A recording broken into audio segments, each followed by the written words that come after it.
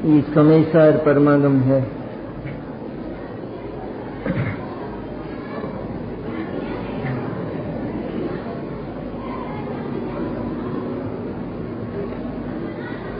और अधिकार का नाम है सर्व विशुद्ध ज्ञान अधिकार। अधिकार का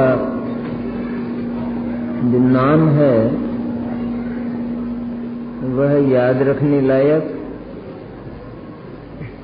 चिंतन करने लायक और एकदम उछल पड़ने लायक है। सर्व विशुद्ध ज्ञान अधिकार, ये जो कथा है ये मेरी कथा है।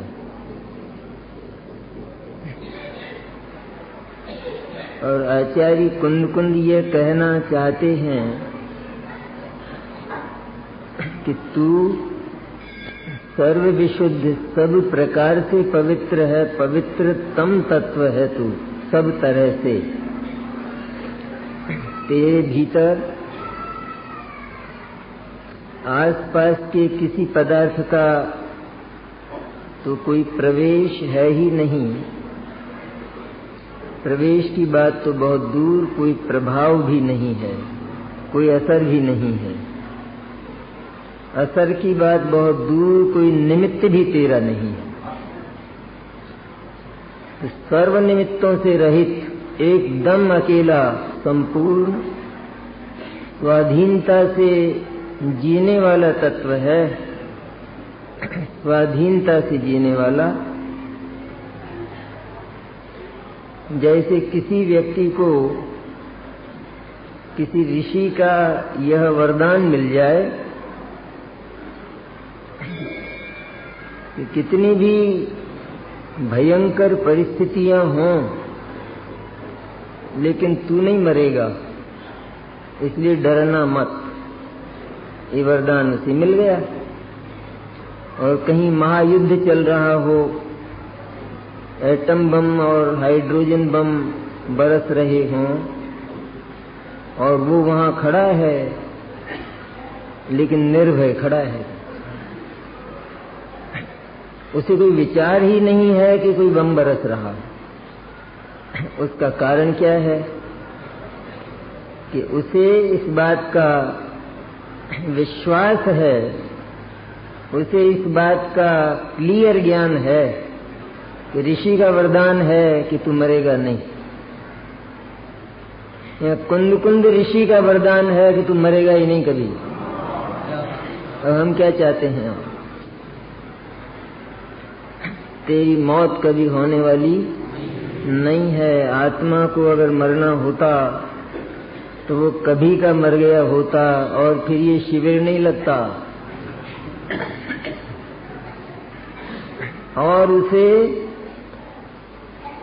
स्वयं आत्मा ने आत्मा को मारना भी चाहा, क्योंकि अपनी सत्ता का अस्तित्व तो कभी स्वीकार किया ही नहीं कि मैं कोई अलग थलग कोई चैतन्य तत्व हूँ। ये तो उसने माना ही नहीं। और माना, जो जो वो नहीं था वो सब माना, और जो वह था वह एक बार भी नहीं माना। इतना होने पर भी आत्मा तो रहा, और आत्मा ने ऐसे दुष्ट का साथ भी कभी नहीं छोड़ा कि जिसने उसको कभी नहीं माना, जिसने हमेशा उसकी बदनामी की। मिथ्या दर्शनादिक और अज्ञान ने हमेशा आत्मा को बदनाम किया, लेकिन आत्मा उनको छोड़कर कभी नहीं गया। ऐसा अक्षुण्ण आत्म तत्व है, अक्षय और पवित्र आत्म तत्व। उसको आचार्य ज्ञान भी कहते हैं। ज्ञान ही है ना आत्मा, तो असली असाधारण। आत्मा में असाधारण कोई तत्व है जिससे वो पहचाना जाता है, स्वयं को पहचानता है, दूसरे को पहचानता है, और जिस ज्ञान के स्वरूप का निश्चय करके वो आनंदित हो उठता है। ऐसा ज्ञान, इतना पवित्र ज्ञान, इतना निर्मल ज्ञान कि सब पर छा जाए लेकिन किसी को छुए नहीं, किसी का कुछ उठाए नहीं। इस पवित्रता का जीव को गर्व नहीं आया आज तक। तो गर्व अगर एक बार हो तो उस गर्व का नाम, उस अभिमान का नाम सम्यक दर्शन है। हम ऐसे खोटे धंधे नहीं करते हैं लेने देने के, किसी का लिया, किसी का दिया, किसी को कम दिया, किसी को अधिक दिया, किसी का रख लिया। ये धंधा, ये व्यवसाय ज्ञान का ये बिजनेस नहीं है। ज्ञान ने तो जब ये जाना, क्या हो जाता है इसमें, क्या कमाल होता है इतनी सी बात समझ लेने में कि मैं पवित्र ज्ञान हूँ। ज्ञान की पवित्रता में कभी कोई संदेह नहीं है, जरा भी संदेह नहीं है। जगत भी प्रकाश तत्व में कभी संदेह नहीं करता है, अविश्वास नहीं करता है, उसको आने से नहीं रोकता है। और जब वो जाता है तो उसकी तलाशी नहीं लेता है। ज्ञान भी जानता ही तो है। गाथा का जो शीर्षक है वो बड़ा सुंदर है कि आत्मा मैंने ज्ञानी, ज्ञानी मैंने जिसने अपने आप को ज्ञान स्वरूप, आनंद स्वरूप, अक्षय तत्व जाना है, बिना मिलावट वाला अत्यंत पवित्र तत्व जिसने जाना है, उसको ज्ञानी कहते हैं। सारी ही कुदरत और उसका एक एक तत्व बिना मिलावट वाला है। 5 अचेतन हैं, लेकिन उनमें भी एक दूसरे की मिलावट नहीं है। पुद्गल पुद्गल है, धर्म धर्म है, अधर्म आकाश और काल, इन्होंने कभी भी अपने स्वरूप को नहीं छोड़ा। एक बात तो यह हुई, और इतने मिलजुल कर रहे कि जैसी मिलजुल कर रहने की व्यवस्था समाज में हो ही नहीं सकती है। इतने मिलजुल कर एक ही स्थान पर 6 द्रव्य, एक ही स्थान पर, ऐसी व्यवस्था, और फिर भी अपनी स्वरूप सीमा से कभी बाहर नहीं होते। यही नियम और यही कानून आत्मा के संबंध में है।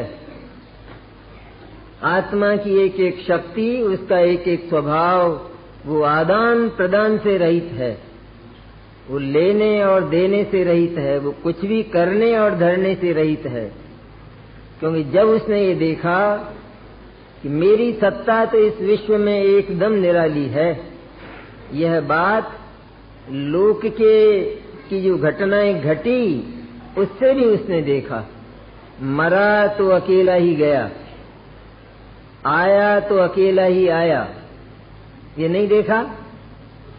और घर में रहा तो घर में तो परिवार के बीच में रहा, ये नहीं रहा, अकेला ही रहा।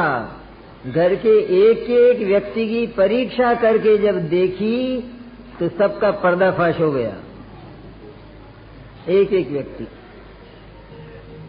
पिता कहता है कि मेरा पुत्र बड़ा आज्ञाकारी है, कि ज्यादा घमंड मत करो, 1 मिनट में पता चल जाएगा। एक दिन ऐसा कह देना कि बेटा आज पिक्चर मत जाओ। अरे पिताजी आज तो सबसे बढ़िया पिक्चर है, और आप मेरे पिक्चर जाने में रोक लगाते हो। तो थोड़ी देर तो अगर नम्र होगा तो हाथ जोड़ लेगा, फिर बार बार कहेगा जाऊं पिताजी, चला जाऊं। पिता कहता है कि आज तेरे को जाना नहीं है, नहीं जाना चाहिए, फिर भी कहता है जाऊं, आप कहो तो, आपकी इजाजत हो जाए तो चला जाऊं। इसका नाम आज्ञाकारी होता है। और अगर बात बढ़ जाएगी तो ठीक है पिताजी, अब इतनी आज्ञा मानी और एक नहीं मानी तो क्या फर्क पड़ने वाला है, लेकिन आज का पिक्चर तो देखना ही है। नहीं लग जाएगा पता। सब कुछ ऐसा ही है कि रात को वृक्ष पर पंछी आकर बैठे हैं, भले ही आपस में बातचीत भी कर लें, लेकिन सवेरे तो अपनी अपनी राह चले जाते हैं, क्योंकि सबके सब अकेले ही आए।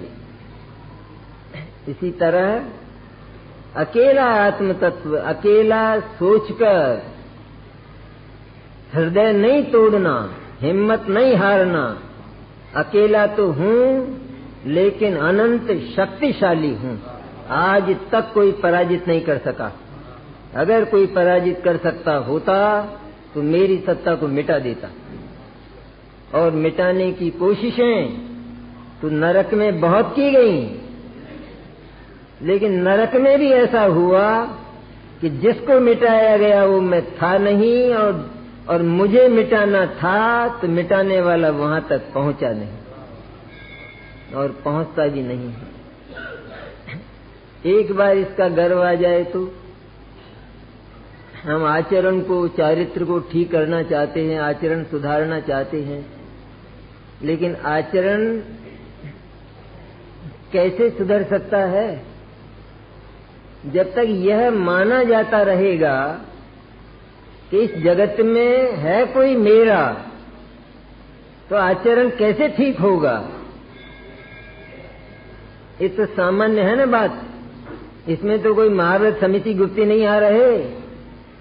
जब तक यह नहीं जाना कि इस विश्व में कोई मेरा नहीं है और किसी से मेरा तनिक भी, रंच मात्र भी संबंध नहीं है, नास्ति सर्वोपि संबंध है। ये सूत्र हैं, अमृत सूत्र, मंगल सूत्र। जो मंगल सूत्र पहनती है ना स्त्रियां गले में, वो तो अमंगल है। यह है मंगल सूत्र। सचमुच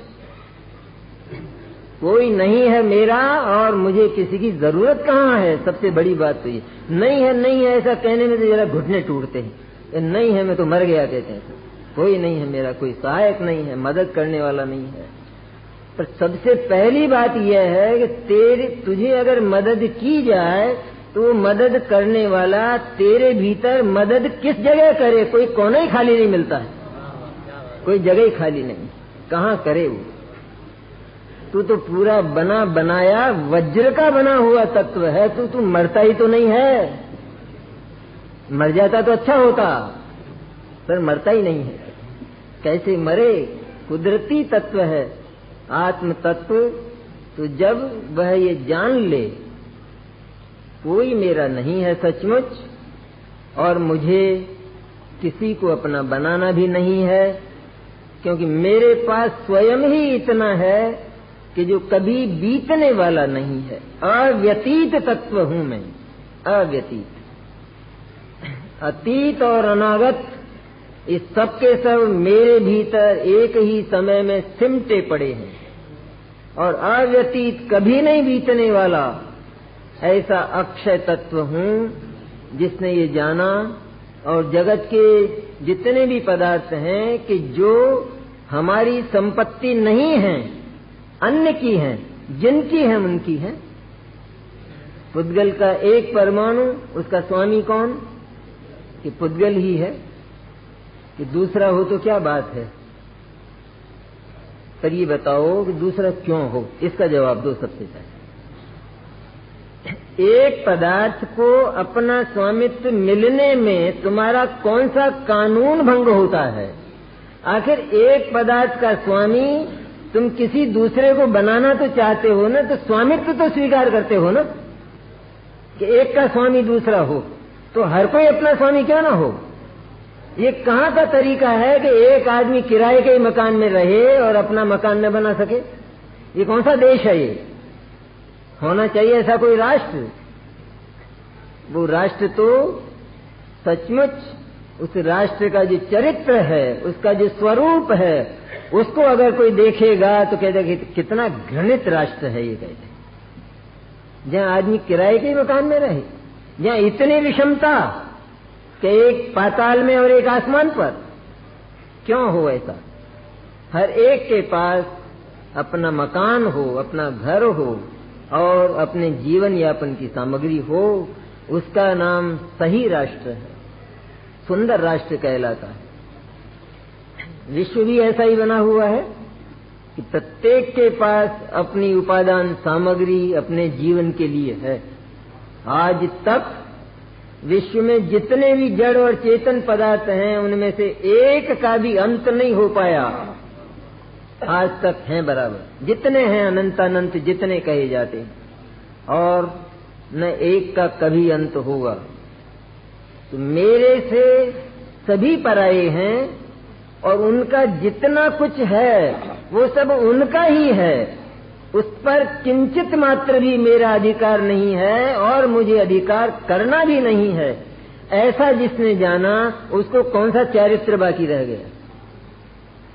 जवाब दे सभा, ये चारित्र किसको कहते हैं? क्या उसका आचरण होगा फिर दूसरे में, अन्य में जाएगा वो फिर?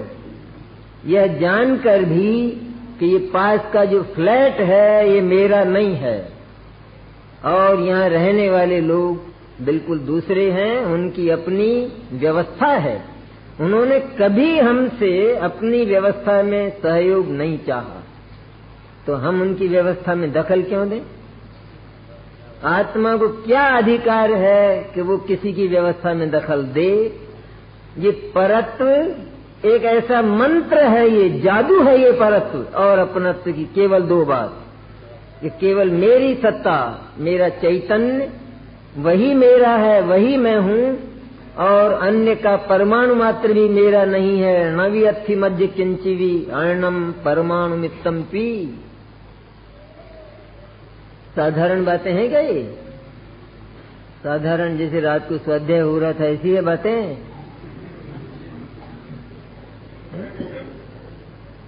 कहने की है खाली किसी के सामने। अरे साहब, अपन तो किसी का एक नया पैसा रखते नहीं है, अपने ईमान धर्म में कोई कसर नहीं है। जब है ही नहीं मैंने, और अगर होता तो फिर बन ही गया होता। जैन दर्शन एक प्रिंसिपल देता है, एक सूत्र देता है, जो अपना होता है वह कभी अपने से दूर नहीं होता, और जो दूसरा होता है वो कभी अपने पास नहीं आता और उस पर कभी अपना अधिकार नहीं होता। ये कितनी बढ़िया बात है। जो अपना है उस पर कभी भी किसी का परत्व, किसी का अधिकार होता ही नहीं है। मेरे ऊपर जगत में एक बार ऐसे लोक जीवन की कल्पना तो करें अपन, ऐसे लोक जीवन की जैसे एक नगर है, सारे ही लोग वहां पर करोड़पति, अरबपति, खरबपति जो भी हैं सब हैं, सबके पास अपने बंगले हैं, सामग्रियां हैं। इतनी भी गुंजाइश नहीं है कि वो अपने बंगले से बाहर निकले, इतनी भी गुंजाइश नहीं। सबके सब अपने भीतर मस्त हैं। कैसा होगा वो नगर?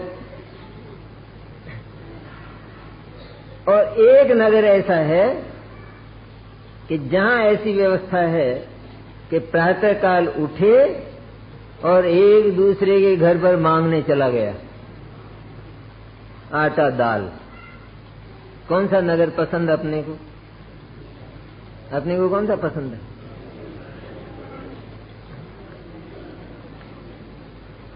और अगर कोई उस नगर का दृश्य देखेगा तो क्या बोलेगा? ये भिखारी राष्ट्र है, ये भिखारी, भीख मांगना इसका स्वरूप है क्या इस राष्ट्र का? ये विश्व का जो राष्ट्र है, इस विश्व के राष्ट्र, ये जो विश्व है दुनिया, इसमें भी 6 महाद्वीप हैं, नहीं है? जीव पुद्गल, धर्म अधर्म, आकाश और काल, और सबकी अपनी अपनी व्यवस्थाएं हैं। आखिर क्यों अंग्रेजों को भगा दिया भारतवर्ष से? क्या बात थी ऐसी? क्यों भगाया?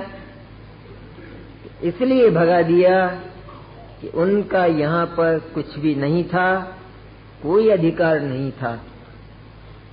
अधिकार कर तो लिया था उन्होंने, फिर क्या बात बाकी रह गई थी? और हमने मूर्ख भारतवासियों ने उनको अधिकार दे तो दिया था, उनको अपना प्रभु मान तो लिया था, यह भी तो मान लिया था कि केवल अगर शासन चलाने की तमीज है तो अंग्रेजों में है, हमारे भीतर शासन करने की तमीज है ही नहीं। ऐसे हिंदुस्तानी थे उस समय।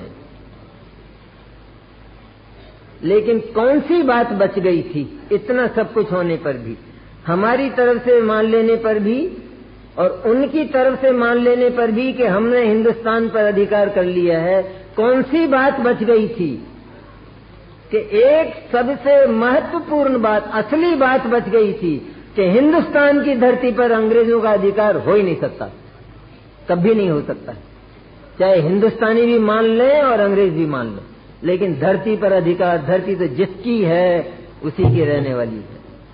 ऐसे तो मकानों पर भी हो जाएगा अधिकार, किराएदार रहते हैं कि साहब ये तो मेरा है, कोर्ट में केस चला गया, फिर हो जाएगा। बोले कहता तो है मैं 12 वर्ष से रह रहा हूं, तो इसका क्यों न मान लिया जाए? नहीं माना जाएगा, वो तो जिसका है, जो इसका स्वामी है उसी के हक में जजमेंट होगा। तो क्या हुआ फिर जजमेंट में कि नारा शुरू हो गया कि अंग्रेजों भारत छोड़ो, क्योंकि जो समझदार लोग थे, जो विचक्षण लोग थे, उन्होंने भीतर जाकर देखा कि धरती इनकी कैसे हो सकती है, इनसे हमारा कोई तालमेल ही नहीं है, कुछ भी तो नहीं बैठता है, नहीं इनका रंग मिलता हमसे, न इनका कोई रूप हमसे मिलता है, न इनका खाना पीना मिलता है, न इनकी ड्रेस मिलती है, न इनकी भाषा मिलती है, कुछ भी तो नहीं मिलते, और न इनके विचार मिलते, कुछ भी तो नहीं मिलता है, तो ये धरती इनकी कैसे हो सकती है? तो भूल भले ही हो जाए, जो कुछ भी हो जाए, हो गया होगा इस तरह का अंग्रेजों के अतिक्रमण जैसा मिथ्या दर्शन, मिथ्या ज्ञान, मिथ्या चारित्र आत्मा में, और आत्मा ने घोषणा कर दी होगी कि मैं तो दुखी और अज्ञानी हूँ, मिथ्या दृष्टि और कर्म से घिरा हुआ हूँ, लेकिन आत्मा की असंख्य प्रदेशी धरती पर आज तक किसी का अधिकार नहीं हुआ, कोई अधिकार नहीं कर सका, उसके ज्ञान और आनंद को छू नहीं सका, उसका एक कण कम नहीं हो सका। तो फिर क्या करें अब? अंग्रेजों से धरती छीने? अरे धरती तो धरी धरा ही है, उसको कहाँ छीनना है? केवल इतना जानना है कि ये इनकी नहीं है, ये हमारी है, बस यहां से प्रारंभ होगा। कब होगा? वो भाग जाएंगे तब। कब होगा प्रारंभ? कि उनके रहते ही होगा प्रारंभ। उनके रहते कैसे प्रारंभ होगा? क्योंकि उनके रहते प्रारंभ होने में कोई कठिनाई नहीं है, क्योंकि विचार किसी के गुलाम नहीं हुआ करते, इसलिए शुरू हो गई बात कि सचमुच एक चप्पा भी इनका नहीं, और वहां से स्वाधीनता का आंदोलन शुरू हुआ। तो सम्यक दर्शन क्या होता है? सम्यक दर्शन किसको कहते हैं? सम्यक दर्शन मैंने स्वाधीनता का आंदोलन, कहते हैं मेरी धरती छोड़ो, ऐ राग द्वेष, ऐ पाप और पुण्य, ऐ 8 कर्म, तुम्हारा मेरी इस धरती पर कोई अधिकार नहीं है, छोड़ो इसको। कहते ये धरती तुम्हारी नहीं है, ऐसा क्लियर पहले अपने ज्ञान में ये बात आवे। इसलिए आत्मा पवित्र है। भारतवासियों का दिमाग खराब हुआ, अंग्रेजों का दिमाग खराब हुआ, लेकिन भारतवर्ष की धरती ज्यों की त्यों रही। इस तरह आत्मा का दिमाग खराब हुआ और बोलने लगा जाने क्या क्या बहकी बहकी बातें, कुछ नहीं जिसके जैसे पागल बोलता है ना, जितना भी सबको पागल कहा है यहाँ तो कुंद कुंद ने। किसी को सभा में कह दिया जाए तो वो तो न मालूम क्या कर दे, लेकिन कुंद कुंद ये कहते हैं कि जिसके भीतर एक भी वृत्ति ऐसी पैदा होती है, एक भी वृत्ति, चाहे वो कैसा ही हो, दुनिया में उसका कितना ही सम्मान होता हो, वो तो सुप्रीम कोर्ट का जज हो भले, हमको कोई लिहाज उसका, ये बेलिहाज दर्शन है एकदम, यहाँ किसी को कंसेशन बिल्कुल नहीं है। एक अणुमात्र को भी क्या, राग के अणुमात्र को भी, अणुमात्रपण रागादिनो सद्भाव वर्ते जे। कैसी है ये गाथाएं? जिसको अणुमात्र भी राग का सद्भाव है, वह भले ही सर्व आगम को जानता हो, सर्व आगम को भगवान के द्वारा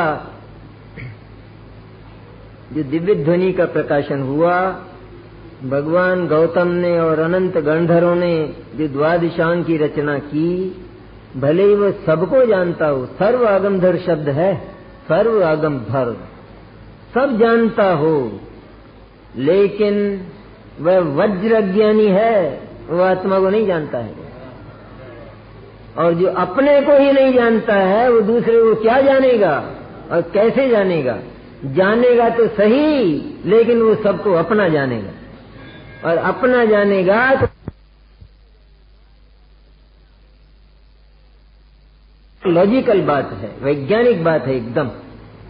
यदि हमने किसी की चीज को, किसी के घर को अपना मान लिया, तो हम उसको उठाए बिना नहीं रहेंगे, हम उस पर अपना कब्जा किए बिना नहीं रहेंगे, उसके साथ यद्वा तद्वा चेष्टा किए बिना नहीं रहेंगे।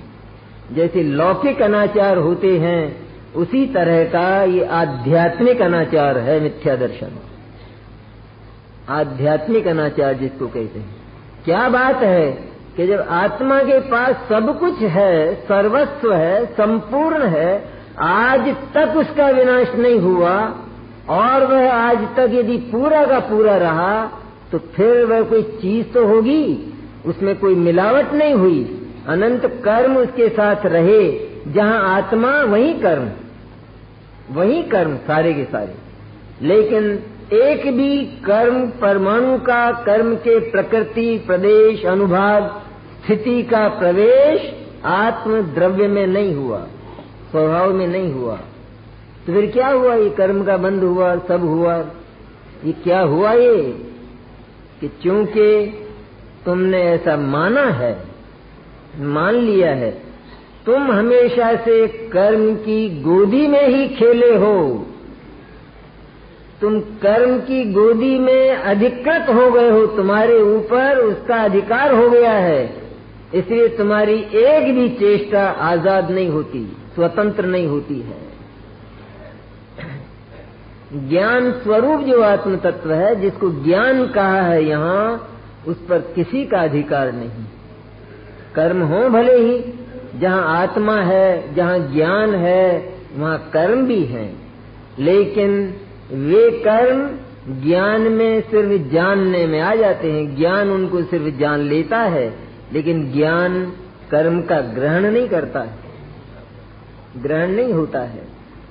सूर्य की किरण ले लेती है किसी को, सूर्य की किरण कुछ दे जाती है, दीपक कुछ कर लेता है, जलता हुआ दीपक घर में जलता है, बस उसका एकमात्र कार्य है प्रकाश।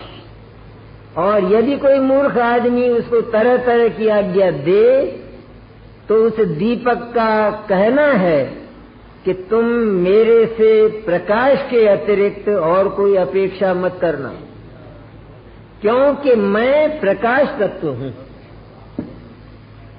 मैं प्रकाश का ही बना हुआ हूँ, मेरे भीतर केवल प्रकाश ही प्रकाश है, इसलिए केवल मैं प्रकाश ही करता हूँ, ये भी कहने की बात है, मैं तो प्रकाश ही हूँ,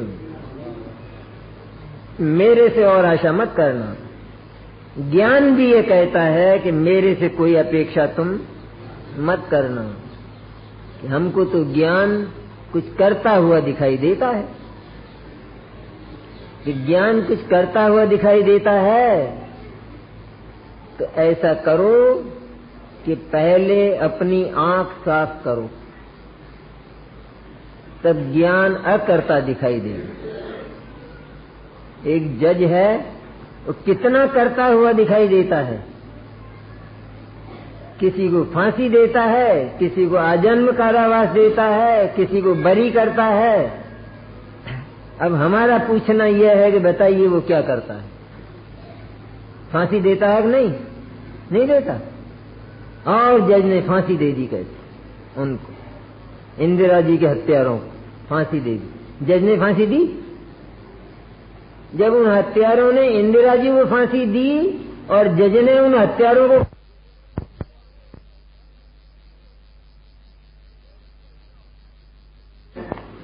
सजा देता है कि नहीं देता है? किसी को बरी करता है, वो भी नहीं करता है। तो क्या करता है फिर वो? कि वो तो सिर्फ ये बताता है कि इसका अपराध इस तरह का है, वही ले जाता है कि जेल हथकड़ी पटक कर जज ही। ये मेरा काम नहीं है। वीतराग भाव को समझते हैं? कभी कल्पना हुई है वीतराग भाव किसको कहते हैं? अरे साहब वीतराग क्या, वीतरागता क्या होती है? बस यही है कि पाप मत करो और क्या, और दया करो, दान करो, पूजा करो, यही तो है। और वीतराग भाव कौन सा होता होगा? और यदि वो जज थोड़ी भी शिथिलता कर दे और उसके पक्ष का पता चल जाए तो फिर हम चिल्लाएंगे ये तो अन्यायी है कहते हैं, और इसको उतार दीजिए कहते हैं, सस्पेंड कर दीजिए। अरे इसने क्या हुआ, एक थोड़ी सी दया कर दी तो तुम तो दया धर्म वाले हो ना। उसने अगर थोड़ी सी दया कर दी तो क्या मुश्किल हो गया? पर हम चिल्लाते हैं फिर सस्पेंड कीजिए इसको भी, ये इस कुर्सी पर बैठने लायक नहीं है। और आत्मा क्या करता है? ये आत्मा तो केवल जजमेंट करता है। मैं कुछ करता नहीं हूं और करने का कोई वजन मेरे ऊपर नहीं है। एक बार तो ये बात सुनकर उछल पड़े, हर्षित हो जाए कि मेरे ऊपर कोई वजन ही नहीं है जगत का, न जगत का वजन और न मेरा वजन। ये गाथा कहने वाली है आगे कि जगत का तो है ही नहीं, पर तेरा भी कोई वजन तेरे ऊपर, करने धरने का कोई वजन तेरे ऊपर नहीं है, क्योंकि हम कह चुके हैं कि तेरे भीतर करने के लिए कोई जगह खाली नहीं है। इसलिए तू करेगा तो क्या करेगा, कहां करेगा? उस प्रकाश तत्व की चर्चा है 320वीं गाथा में। उसके पहले बताई है कुछ बाधाएं। क्यों आत्मा को यह बात समझ में नहीं आती है? क्योंकि वह सदा ही प्रकृति की गोदी में रहता है, अपने आप को प्रकृति के सुपुर्द कर देता। इसलिए उसकी प्रत्येक चेष्टा उस प्रकृति के अनुसार ही होती है। प्रकृति मैंने कर्म, जो नाम लिया है आचार्य ने, कोई शब्द भी ऐसे शेष नहीं रखेंगे जो कहीं दूसरी जगह नहीं मिलते हों। प्रकृति मैंने कर्म, 8 प्रकार के कर्म, उनकी जो व्यवस्था है सिर्फ जैन दर्शन में।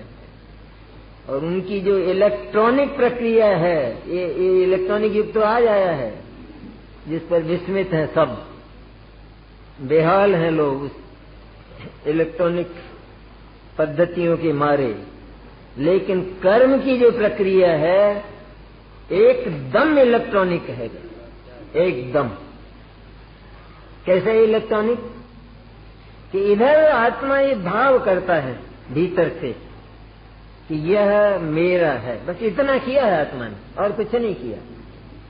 कि ये समय सार मेरा है, ये मंदिर मेरा है, बंगला मेरा है, शरीर मेरा है, अथवा ये राग मेरा है, पाप मेरा है, पुण्य मेरा है। बस उसने तो सिर्फ इतना सा काम किया है। इतना करते ही ये जो लोक में भरे हुए जो कर्म परमाणु, जिनको कर्माण वर्गना के नाम से पुकारा जाता है, उनमें हलचल पैदा हो जाती है अपने आप। उस परिणाम से नहीं, वो परिणाम तो आत्मा के भीतर रहता है। और वो जो कर्माण वर्गना जिसको कहते हैं, कि जिससे कर्म बना करते हैं, उसका नाम है, वो पुद्गल की एक जाति है जिसका नाम कर्माण वर्गना है, और उससे उसकी पर्याय को कर्म कहते। तो इधर आत्मा ने ये परिणाम किया और उस कर्माण वर्गना में अपने आप हलचल पैदा होती स्वयं स्वतः।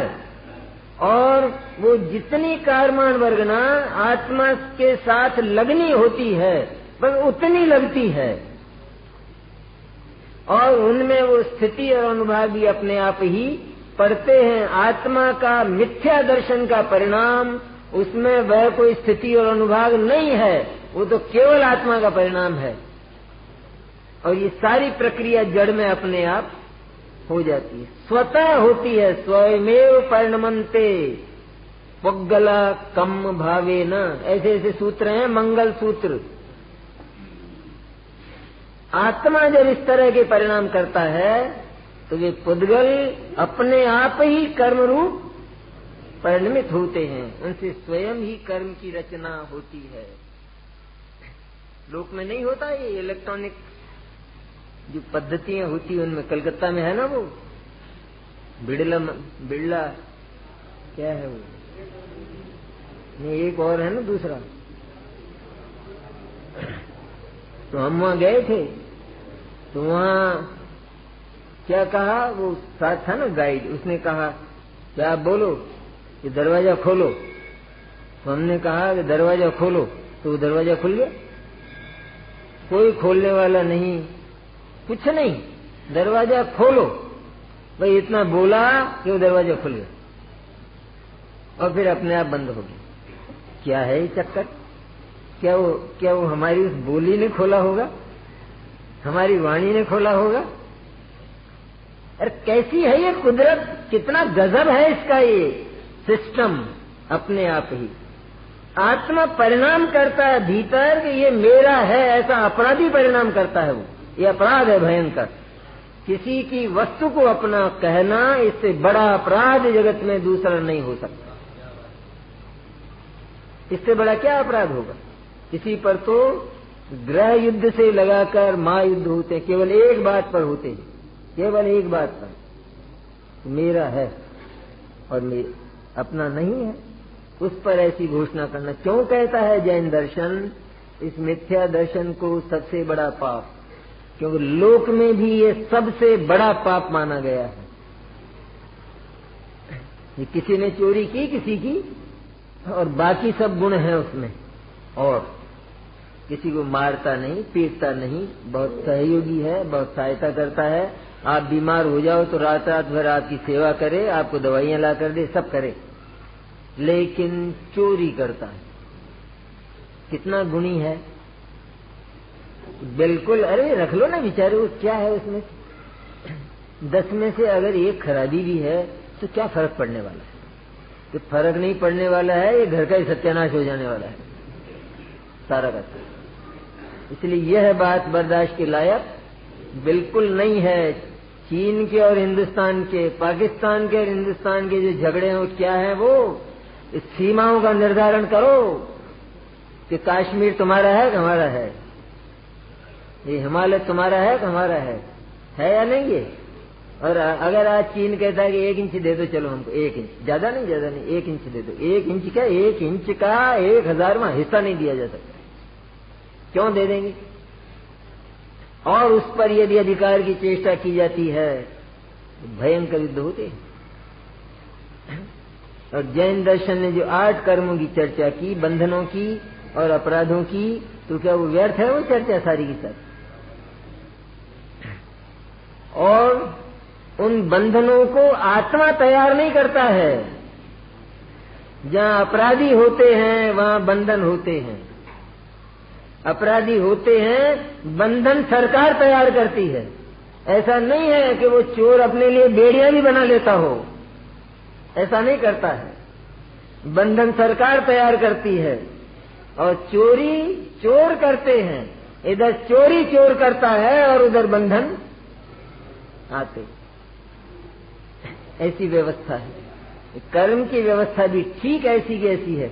अपने आप उसके प्रकृति, स्थिति, प्रदेश और अनुभाग पर अगर अपन विचार करें तो चकित हो जाएंगे, चकित कि एक अपराधी परिणाम जो आत्मा करता, अपराधी परिणाम मैंने किसी दूसरे पदार्थ को अथवा दूसरा पदार्थ ही नहीं, पर आत्मा जितना है शुद्ध चैतन्य ज्ञान स्वरूप, बस उसके अतिरिक्त किसी एक भी भाव पर यदि अपनत्व और स्वामित्व की घोषणा की, उसका नाम अपराध है।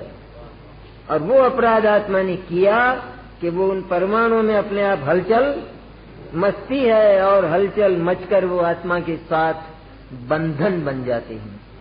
कर्म केवल संयोग नहीं है, कर्म बंधन है। संयोग तो और भी होते हैं, शरीर भी है और ये टैप रिकॉर्ड भी है, ये भी है संयोग। तो वो बंधन है, बंधन, क्योंकि बंधन अपराधी को होते हैं। जटिल बंधन है, अत्यंत जटिल, भले आंखों से ना दिखाई दें, लेकिन हैं वे बंधन और होने चाहिए, क्योंकि अपराधी को नहीं होंगे तो किसको होंगे? लोक में नहीं है ये व्यवस्था कि जो अपराधी होते हैं तो उनके निशान भी कुछ और प्रकार के होते हैं जिससे वे पहचान लिए जाते हैं। यद्यपि वे बंधन न तो अपराध को पैदा करते हैं, न अपराध को सुरक्षित रखते हैं, न अपराध का क्षय करते हैं, लेकिन वे अपराधी के साथ होते अवश्य हैं और होने चाहिए, अन्यथा अपराधी और निरपराधी का विभाग नहीं हो सकेगा। ऐसी कुदरती व्यवस्था जैन दर्शन। अपराधी और निरपराधी का विभाग, जिसके साथ कर्म है अपराधी है वो। और कर्म क्यों है कहते हैं, और ही ये दूसरी व्यवस्था जैसे सरकार करती है ऐसी व्यवस्था कर लेते ना, कि ऐसी व्यवस्था कोई करके तो बताओ, हो सकती है क्या? नहीं होती है। वहां तो देर भी लग जाएगी, अपराधी भाग भी जाएगा, पकड़ा भी न जाए। यहाँ तो जिस समय अपराध उसी समय बंधन। ऐसा नहीं कि दूसरे क्षण में तैयार होंगे, वो नहीं है बात, उसी समय बंधन। क्या गजब व्यवस्था है, और ये दर्शन क्या है, इस पर हमारा माथा झुक जाना चाहिए। तो दर्शन ऐसी गजब व्यवस्था, अपराधी बच जाए एक क्षण के लिए, बच गया तो फिर हम उस धर्म को धर्म नहीं मानते हैं, हम उस कानून को कानून नहीं मानते। बच कैसे गया लेकिन अपराधी, इधर छूट गया, भाग गया, क्या करें? कि नहीं, यह नहीं हो सकता। ये हो सकता होगा किसी शिथिल प्रशासन में, लेकिन कुदरत का जो प्रशासन है वो इतना जटिल है कि आज तक एक भी अपराधी भाग नहीं सका और बंधनों से वो कभी वंचित नहीं रह सका एक भी क्षण के लिए। और ये सब परिणाम किसका है? किसका है परिणाम? कि आत्मा यह नहीं मान सका कि मैं पूर्ण पवित्र ज्ञान तत्व हूं, बस ये नहीं मान सका। इतना सा अगर मान ले तो इसके अतिरिक्त और जितने भी हैं उन सबके साथ इसका परत्व हो जाता है, उन सबके साथ इसका परायापन होता है, और परायापन हो जाने पर इसका सारा गंदा आचरण खत्म होता चला जाता है। जो मूल आचरण है, मूल गंदा आचरण, वो तो पहले ही कदम में समाप्त होता है, जिसको अनंतानुबंधी कहा है ना शास्त्र में। अनंतानुबंधी में ना सबसे गंदा आचरण महान है पवित्र आचरण, कि जिसमें उस पदार्थ को अपना मानकर उसके साथ तीव्र भोग की आकांक्षा वर्ता करती, तीव्र भोग, तीव्र ग्रहण उसका, उसको बहुत जकड़ कर पकड़ना कि ये जाए नहीं मेरे पास, उसका नाम है अनंतानुबंधी मिथ्या दर्शन। उसका काम है पदार्थ को, पर भाव को, अथवा जितना आत्म तत्व है ज्ञान स्वरूप और पवित्र अनंत शक्तिमय, उसके अतिरिक्त अन्य किसी भी भाव के साथ अपनत्व होना, उसका नाम तो है मिथ्या दर्शन, ममता, ममत्व, अहंकार। और जिसको अपना माना है उसके प्रति ग्रहण और त्याग का, आचरण का, उसको अपने कब्जे में रखने का, सुरक्षित रखने का, नहीं जाने देने का, इत्यादि जो व्यवस्था भीतर ही भीतर, ये बाहर की नहीं, शरीर की भीतर वो जो रागात्मक और द्वेषात्मक व्यवस्था है, वो सबका सब है अनंतानुबंधी परिणाम। वो चारित्र का है दोष। वह दोष भी इस ममत्व की समाप्ति के साथ ही समाप्त हो जाता है। जैसे कोई व्यक्ति, किसी व्यक्ति की आदत हो ना कि वो करता है चोरी और मानता है कि मैं और क्या करूं, कि मेरे पास कुछ है ही नहीं चोरी करने के सिवाय, और करूंगा क्या? बोलो। और तुमने इकट्ठा क्यों किया इतना? तुम अगर इतना इकट्ठा नहीं करते तो मेरे चोरी के भाव ही नहीं होते,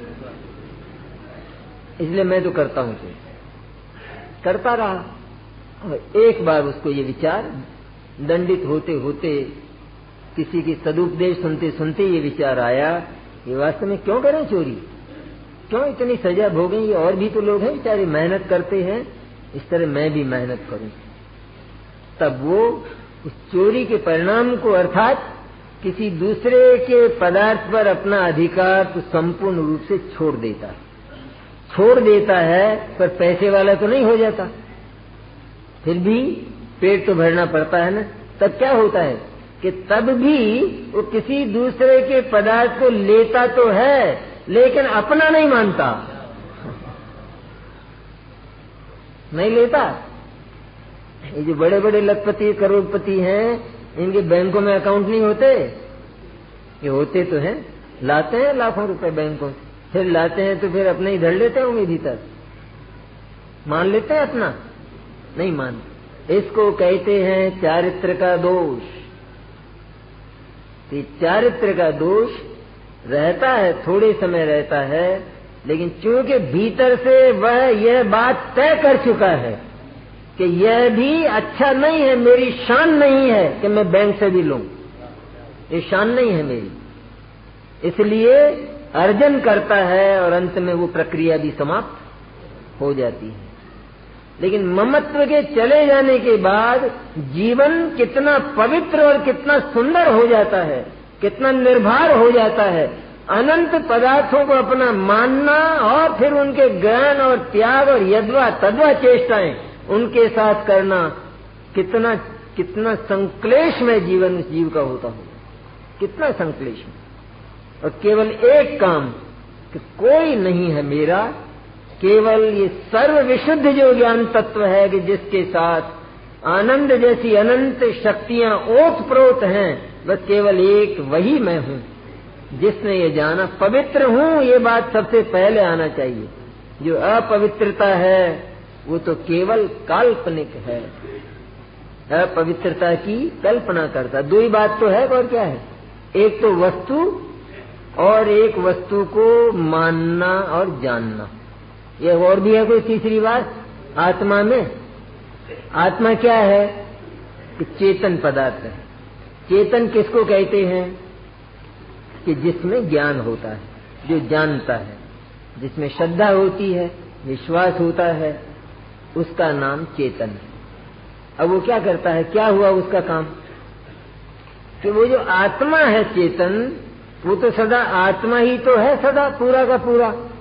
और इधर ये जो आत्मा की पर्याय है, जानने वाली और मानने वाली, ये सिर्फ जानने और मानने का काम करती है, इसके अतिरिक्त वो और क्या करे?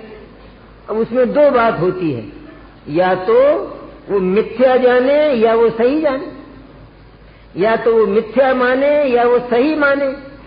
तो ये पर्याय जानना और मानना जो प्रति समय हमारे भीतर चल रहा है, इसका नाम पर्याय, जानने और मानने की पर्याय।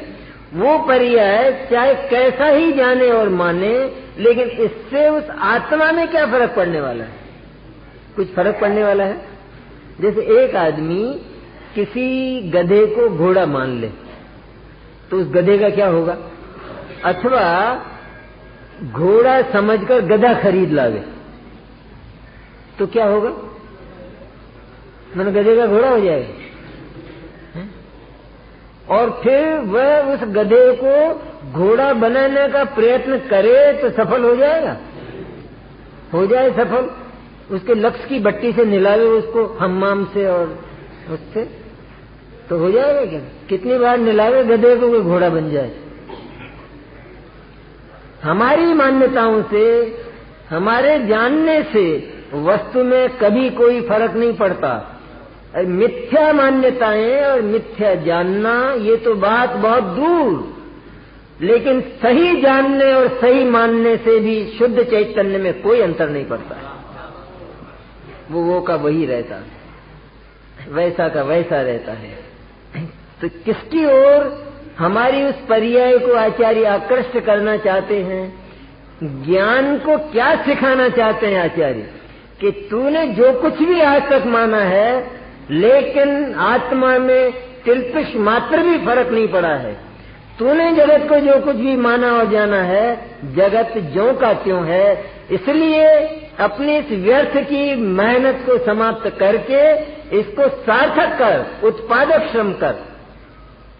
जिस मेहनत का तत्काल उत्पादन हो, वो मेहनत सार्थक होती है। मेहनत तो की जाए, उत्पादन कुछ नहीं हो, तो वो मेहनत समाप्त कर देने लायक होती है। व्यवसाय करे और व्यवसाय ही दिवाले का हो प्रारंभ से ही, तो कब सफल होगा? और मेहनत कितनी होगी? मेहनत तो पूरी होगी, पूरी होगी, लेकिन मेहनत के एक एक कदम में तीव्र क्लेश होगा। और इधर यदि सही व्यवसाय है, अर्जन करने वाला, उत्पादन करने वाला व्यवसाय है, तो भी मेहनत तो पूरी होगी, लेकिन मेहनत के एक एक चरण में उछलेंगे हम, अर्जन होता है। तो कैसी हो मेहनत कि जिस मेहनत का कोई उत्पादन हो। आत्मा ही एकमात्र, आत्मा ही मेरा, आत्मा ही आनंद तत्व है, सब कुछ है मेरे पास, इसलिए मुझे किसी दूसरे की ओर ताकने की जरूरत बिल्कुल नहीं है। ऐसा एक बार लोग जीवन में भी ये विश्वास हो जाए ना, तो गर्व से नाच उठे वो आदमी। अरे क्या तुम कैसी बातें करते हो कि साहब आप आया करो ना, कभी कभी हमारे यहाँ छाछ लेने आया करो, दूध कभी बीत जाए आपके यहाँ, कि ये गलीच बातें हमसे मत किया करो तुम, कहते ये हमारा काम बिल्कुल नहीं है। क्यों? कि घमंडी होगा, और क्या है, मांगता नहीं है तो घमंडी होगा। घमंडी नहीं है, लेकिन अपनी संपदा का विश्वासी है, और वह विश्व को भी इसी सुंदर व्यवस्था में देखना चाहता है कि कोई मांगे नहीं इधर उधर, क्योंकि जो मांगना है वह दुरावस्था है, वो अच्छा नहीं। यहाँ तो सभी आत्माओं को ऐसा ही देखा कि एक के हाथ दूसरे की तरफ फैले हुए, और नहीं तो भगवान की तरफ ही लो कुछ तो डालो।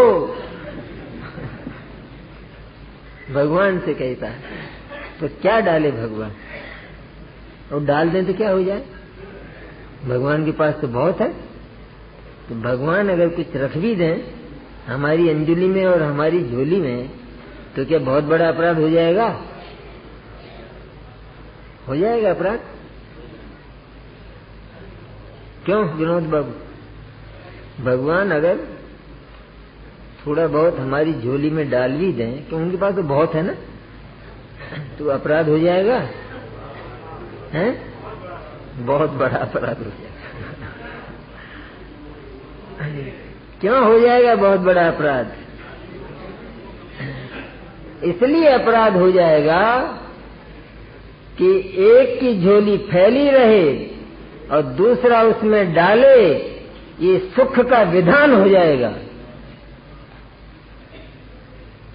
और ये सच में सुख का विधान नहीं, लेकिन ये तो मुक्ति का व्यवधान है, कि मुक्ति में ये बात बर्दाश्त नहीं की जा सकती है। वहां तो अपना अपना भोग, ऐसा अनंत भोग कि जो कभी भी समाप्त नहीं होता है, ऐसे अनंत भोग में भगवान मस्त रहते हैं। भोगांतराय उपभोगांतराय क्या है वो? अनंत भोग। क्योंकि संपत्ति कितनी है आत्मा के पास, कितनी शक्तियां, गुण कितने हैं आत्मा के पास, और एक एक गुण का स्वाद विलक्षण, न्यारा न्यारा, अलग अलग। तब सब मिलकर जब एक ग्रास बनता होगा तो कितना स्वादिष्ट होता होगा। अनंत अनंत अनंत। यहाँ तो एक हलवे में 10-5 डाले, जिसी में आसमान पाताल की बातें करे कि हलवा आपने खाया ऐसा हलवा, केसर और काजू और बादाम और पिस्ता, घी और शक्कर, घी तो डाले 10-5 और क्या, पर अनंत गुण, एक एक का स्वाद बिल्कुल विलक्षण। और एक को अलग अलग खाने की चेष्टा मत करना, वरना तृप्ति भी नहीं होगी और बेस्वाद हो जाएगा। ये शक्कर हलवे में डालना है ना, डालना तो हलवे में, तो यूं ही खा ले, उसमें क्या है।